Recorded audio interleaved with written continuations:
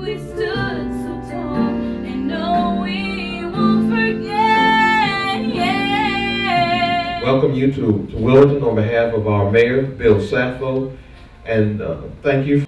How we held our heads so high when all this world was there for us, and we believed that we could touch the sky. Whenever you remember, I'll be there. Remember how we reached that dream together. It's very hard when you have a missing child to get it out there and say, look, we need help. We can't do it on our own. I'm looking at this room, and this is the only time in almost 9 years I haven't had to convince a crowd that my child is missing, because you all get it. You just get it. They won't forget.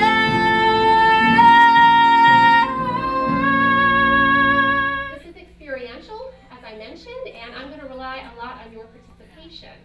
That being said, we also have to recognize that we have a full day, and I encourage you to share your stories. And we believe that we could touch the sky. Whenever you remember, I'll be there. Remember how we reached that. It's always nice. It's almost like a family reunion, I think, for some of the families to come here to get to see other families that they know and keep in touch with throughout the year. But it's also a positive experience for the new families coming, not feeling like they're needed or wanted anywhere. So I'm seeing a lot going on. I think it's a very home atmosphere that we provide the victims and the families that still are searching for their missing loved ones.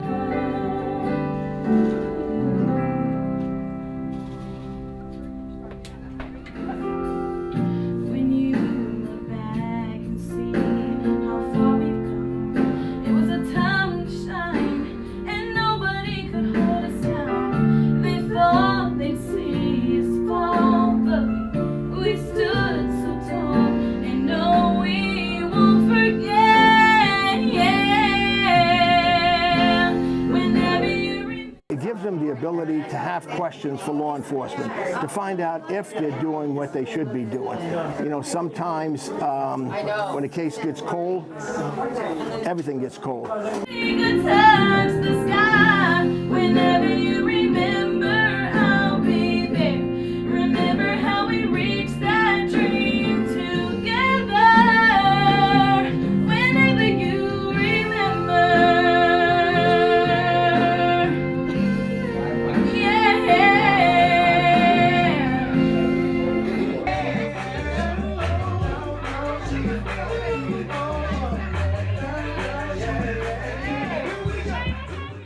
There's like a trust level that occurs between victims and almost like a hope, because they're meeting other victims that have found their loved ones. So our families are more encouraged that, hey, this does happen. You know, even though my journey's been 5 or 6 years, here's a lady that's been 7 years that's here, and she found her loved one. So I think it generates a new sense of hope too, and maybe even guidance, because the families begin to tutor each other in what they've been through and share their stories, and I think they help each other in a larger way than anybody can. Whenever you remember, I'll be there. I can't take one more step towards you, 'cause all that's waiting is regret. Don't you know I'm not your ghost anymore? You lost the love I love the most. I learned to live half alive, and now you want me one more time. And who do you think you are? Running around leaving scars, collecting your jar of hearts and tearing love apart. You're gonna catch a cold from the ice inside your soul, so don't come back for me. Who do you think you are? I hear you're asking all around, if I am anywhere to be found. But I have grown too strong to ever fall back in your arms. And I learned to live half a life, and now you want me one more time. And who do you think you are, running around leaving scars, collecting your jar of hearts and tearing love apart? She was a beautiful girl, beautiful smile, very naive, never knew a stranger, had friends of all ages, and I miss her so much. It's like we created our own little world. Me and Meg didn't just spend the night together.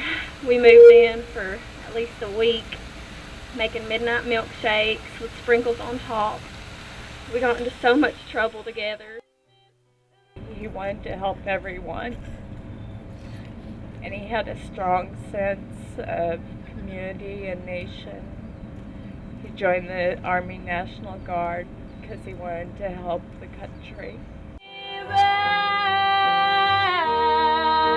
And who do you think you are, running around leaving scars, collecting your jar of hearts and tearing love apart? You're gonna catch a cold from the ice inside your soul, so don't come back for me. Don't